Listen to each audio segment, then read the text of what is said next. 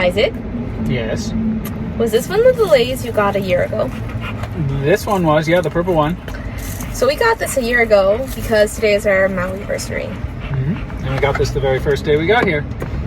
And we're on our way to Ho'okipa, where we came our very first day with this one after worrying about him in cargo, where he was totally fine. Yeah, he came like he just came out of the plane like, oh, I'm home now, cool. After all the horror stories we heard about dogs, we no had decompression, nothing. No horror story to tell of our own, which is really awesome. And yeah, we've been here for a year now, and I wanted to talk a bit about what it's been like living on Maui for a year. The funny thing is that we just recently moved from Haiku to our own place, our own condo that we bought in Kihei. So it does feel like we're brand new to Maui all over again because our life is so different now. It's the total opposite side of the island. Haiku is on the north shore, and when you drive down, you have to drive all the way around the island to get to Kihei on the south side. Different climate. It's very hot. It rained today, and I was like, whoa, what is happening? 12 inches a year. 12 inches a year, and yeah, we've learned a lot living here for a year. It's been full of ups and downs. As everyone will tell you, living here is very expensive. It's not at all like coming here on holiday, but at the same time, every weekend can be like a little holiday, so that's been really nice. Yeah, you got to work hard. It's but it's worth it, and we live near the beach now, so we can walk there. It's really great. Yeah, in order to be able to afford living here, we both have a full-time job and we have a business that makes a decent amount of money. And we'll often spend our evenings and weekends doing our work for the business, but we're trying more and more to do it on the beach so that we can actually enjoy living in Hawaii. Because there was about 3 months before we bought the condo that we didn't go anywhere at all. Yeah. We stayed at home, and we might have as well have been in Rhode Island. It was like, what's the point of being in Hawaii if you're not going anywhere? And that kind of is a pattern that I actually have heard a lot of people falling into. Like, gosh, I live on Maui and barely go to the beach. That's kind of the thing. If you live here and you're not a millionaire, then you're working all day long to be able to stay here. But so far it's been worth it, and we really like it. Although Maui's not my favorite island, it's one of the most expensive islands to live on because the real estate here is really expensive and everything is imported from Oahu. So Oahu's like a little cheaper than Maui, and then Big Island's a lot cheaper than Maui, and then there's Kauai, which is similar but still a little cheaper. I think it's cheaper, yeah, somewhere in the middle. So yeah, it's been really interesting getting to know all the islands. We've been traveling to most of the islands, all but the Maui Nui ones. Ironically. Even Niihau, we've been to all the islands that we could visit, and we have a lot more on our list. I really want to see if we can get to the islands that are not the main ones, like the ones in the chain further on. Yeah, maybe you can take a boat out there or something. We can find someone with a private boat who wants to take us. If you want to volunteer, leave a comment below and take us. What's been our favorite thing about living here? What I always say about Maui, and you can kind of say it about the Big Island, but not quite, is that you can be on the top of a mountain, in the middle of a jungle, and on the beach in the same day. Actually, in 3 or 4 hours. And in a lava field. Yeah, you can be at the top of Haleakala, which is a dormant volcano 10,000 feet high. And then it only takes an hour and a half to drive back down, maybe even less, to drive back down to the beach. You're already at the beach at 0 feet elevation. And then, yeah, you can go to the rainforest, you can go to the desert. So you can pick your climate, basically. Having said that, it's kind of hard to choose where you want to live. Do you want to live in the middle of the rainforest where it rains all the time? Do you want to live... Not just rains all the time, but lots of mosquitoes and spiders and mold, yes. A lot of shoots from mold. Do you want to live on the side of the mountain where it takes a long time to get to the beach, but it's a little cooler? Do you want to live in the middle of the desert like we do, where you need AC on all day and it never rains? There's no perfect place, really. If you're thinking of moving here and you are considering buying a place without coming first, I recommend not doing that, even though I'm the kind of person who will buy a place without seeing it. But it just takes a while to realize what you like and don't like here. And, we were going to move to Kihei before we knew anything, and now we live in Kihei, so we were right all along. But I'm glad we got to experience it, and we discovered that we don't like living in Haiku. Yeah. And we had another video about this. Maybe we can link it. But really, right when you make the decision, if you're pretty sure you're going to move here, immediately start doing research about what it means to be moving here, the history of the takeover of the Hawaiian Kingdom. Like, really know what you're kind of being a part of, because you kind of have to. You do have to live with that. You're being part of basically an occupation. So make sure you look into all of that. And it's a beautiful place, and we're hoping that we can. They are fairly welcoming sometimes, just make sure you know what you're doing and you're aware just of be the culture. respectful if you move here, or even if you just visit here. We moved here, if you don't know from our other videos, because Isaac got a job here as a teacher, and it's a specialized school. It's a Waldorf school. There aren't that many there are very few Waldorf teachers in the world, let alone on this island. So that's been nice. If we were both remote employees, we would have felt a little bad. I am a remote employee, but Hawaii means a lot to me, and yeah, we're trying our best to give back and do what we can to be respectful here. Incredibly fortunate to be able to live here,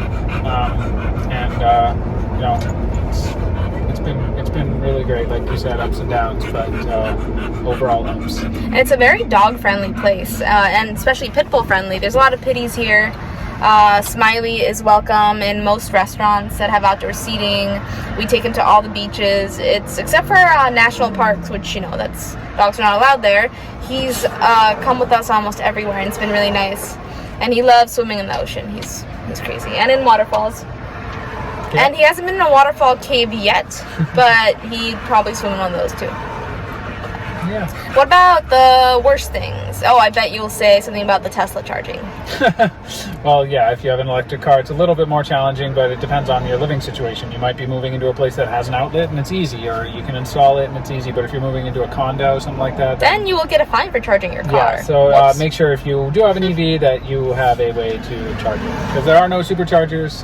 There are fairly slow-ish chargers at some of the malls and stuff, but then again, it's a small island, so you're not doing that much driving. Yeah, for the first like 10 months of living here, I charged on a 12-volt outlet, like what you would plug your phone into overnight, and it was enough to get where we needed to go. And we have the short-range Tesla too, but it's been okay. But other things that aren't relevant, that are more relevant to other people. The bus is terrible. Not really good public transport. Yeah, in Kihei it's okay, but where we lived before, it was 3 miles. And Uber is really expensive, even from like Kihei to the airport, which is like 11 miles or less. It's like 8 miles. It's like 12 minutes. Can be up to $35. And that is something that probably is even more expensive on other islands. So you basically have to have your own car, at least one family car, if you're a couple or a family. And you have to drive to basically get anywhere. It's not very walkable. Kihei and Lahaina are kind of walkable. Yeah. But those are also two places where a lot of people don't want to live. Touristy. So, yeah, it's interesting. It takes a while to get used to. There's some things that you don't quite realize that you would miss, like, fluctuations in weather. Forests! I miss regular forests. What I said today to a colleague was, there are forests, but not the woods.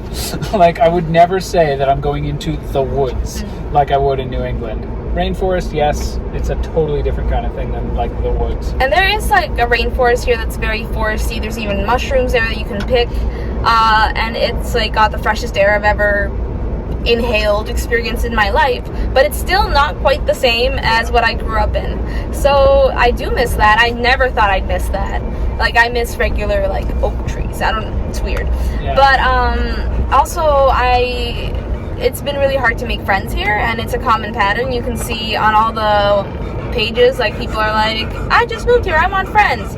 2 years later, I lived here for 2 years, I have no friends, let's hang out. And everyone seems to be looking for friends, but no one is making them. Yeah, they need like social, not social media, online dating for friends. Which they do have, but not that much here. And I don't know. It can be awkward and weird. And I feel like over the past 2 years, people have kind of forgotten how to make friends too. So it might be that too.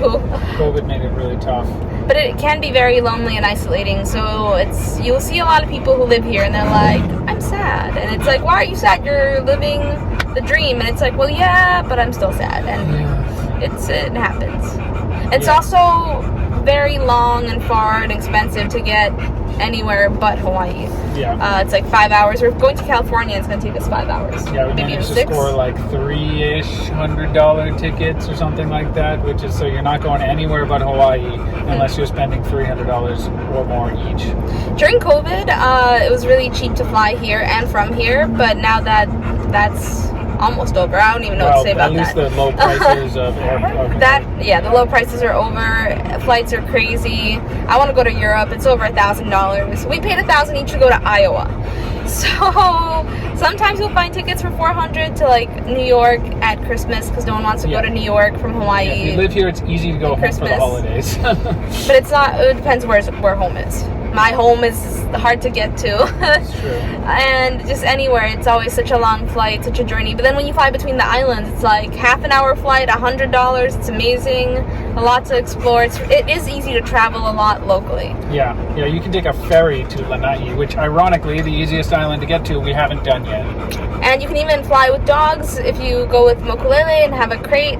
We haven't done that with him yet, but we totally will because I want him to see the Big Island before he dies. Yeah, you have to buy your own. You have to buy a seat for him. So it's like $250 though. It can be $200 to $250 to go. But it's worth it for him to travel. And if you have a lap dog, it's only $100. If we were going for like a month, then maybe we'd, It's possible. Yeah. Getting animals here, people make a bigger deal out of it than they should. It is expensive. It's a long process, but it's possible. Up to like it's harder with pit bulls. I recommend if you have a pit bull to go to pay the company that does it. I'll leave a note in the comments below, in the description below, because we had a hard time with him. They kept saying he's a pit bull, we can't do it, and they almost didn't let him on the plane, which would have ruined our lives, but that didn't happen. But I recommend that you don't go through that stress or risk of not being accepted. But once you get your animal here, it's fine here. Yeah, let's see. Although rentals don't always take dogs or pit bulls. So renting with an animal is harder. What are you going to say? I guess another kind of down is I touched on earlier about feeling like like you don't quite belong. Like, I'm not saying that as I should belong and why are people treating me like I don't, but you do kind of feel like, well, should I really be here? So there's kind of this little bit of existential guilt, I guess, about being a foreigner here. Haole, by the way, which is a word you'll hear all the time, often mispronounced as haole. Haole means foreigner. It does not mean white person. Oh. So anyone who does not live here can be a haole, or who is not from here. So Isaac had a lesson today, we had a big training today at work about this kind of thing, and just be respectful of that kind of thing. But the person who is leading it, who was born and raised here, specifically said, you're welcome to be here as long as you're aware of all these things, and as long as your mind is in the right place, your spirit's in the right place, you're following their kind of general protocols about how to respect the land, and don't try to change a bunch of things. What is it? Don't change Hawaii, let Hawaii change you. I never heard that, but I like it. Yeah, don't try to mess with, just keep it the way it is. Keep it pono, as they say sometimes. Keep it real, keep it aloha. And sure, there will be Hawaiians that don't want you here and will not be welcoming. But to be honest, we've only experienced that online, and usually from other transplants like us. When you meet Hawaiians in person here, they're very friendly, very welcoming. None of them will tell you to go home.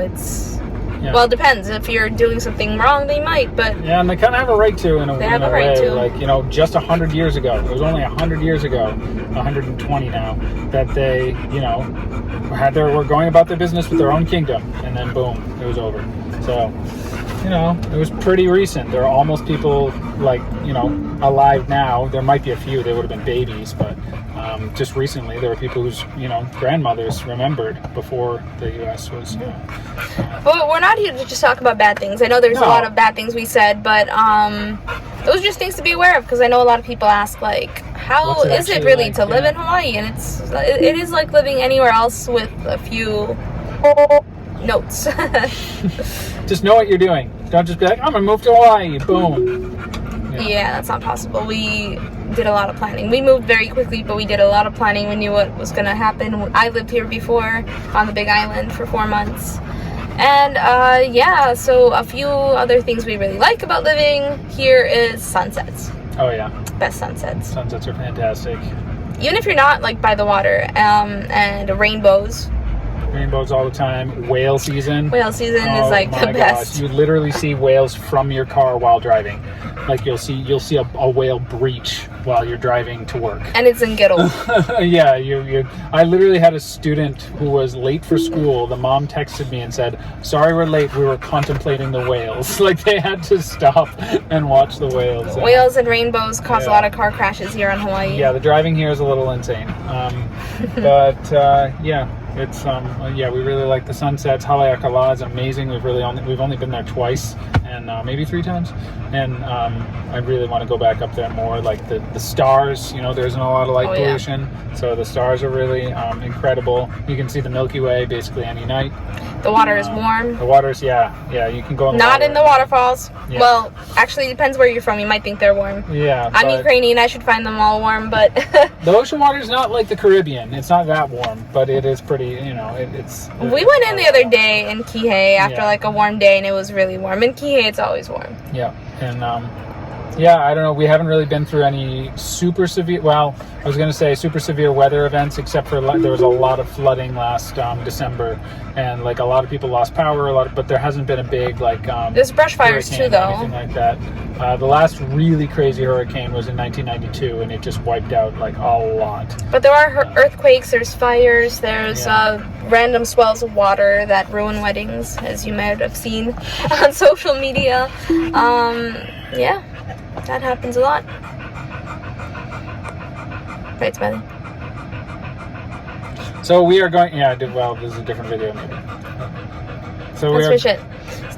So we are going to Mama's Fish House. We're being those Haoles, those foreigners, those whatever, that show up at Mama's without a reservation.